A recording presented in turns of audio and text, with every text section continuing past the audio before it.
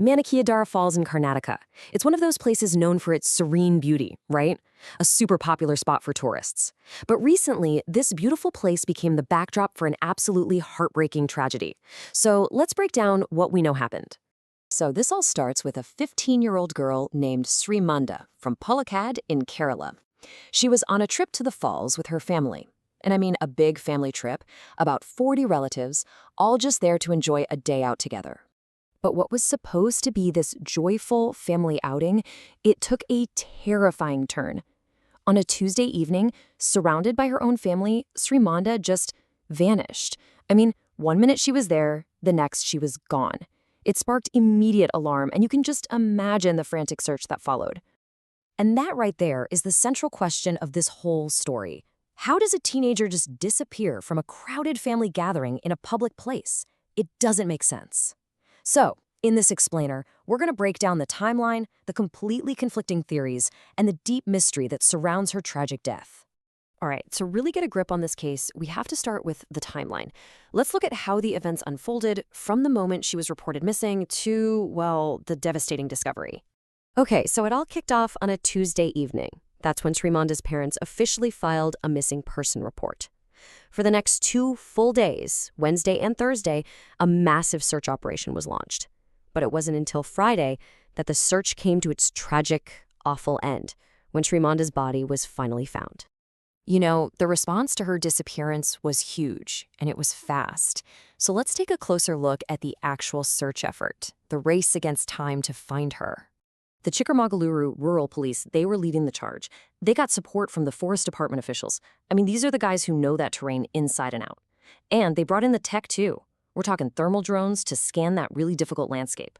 But in the end, it was a drone camera that made the crucial, heartbreaking discovery. Now, understanding the place where Srimanda was found is absolutely critical to this case, because this isn't just some pretty waterfall. It's a seriously treacherous landscape. Okay, get this. Srimanda's body was recovered about 500 meters below the tourist watchtower. Now, 500 meters might not sound like much, but that's a drop of almost 1,650 feet. That is an immense, absolutely deadly fall straight down into the gorge. But here is the detail that makes this whole thing so confusing and so suspicious. The viewing platform up top, it's surrounded by protective metal grills. They are literally there for one reason, to stop anyone from accidentally falling. So how did she get past them? This one single fact creates a huge contradiction at the very heart of the story. In that contradiction, it leads us directly to 2 completely different stories, 2 conflicting narratives. On one side, you have the official investigation, and on the other, you have the deeply held, painful suspicions of a grieving family. You know, even the authorities admit how puzzling this is. The Chikmagaluru Deputy Commissioner, Anam Nagaraj, basically said, look, there are metal grills here to prevent people from falling, but we need to investigate how this incident happened. So the official statement itself has this huge question mark hanging over it. But Srimanda's mother, Rohini, she offers a chillingly different explanation. She told reporters that it was unlikely her daughter just fell. Her belief that something far more sinister happened. She thinks someone followed their group, maybe drugged her daughter, and then kidnapped her. So let's just put these 2 viewpoints side by side. The police are investigating a fall. They've noted her clothes were intact, and they're waiting on the post-mortem results. The family, on the other hand, believes an accidental fall is pretty much impossible. They suspect a targeted kidnapping.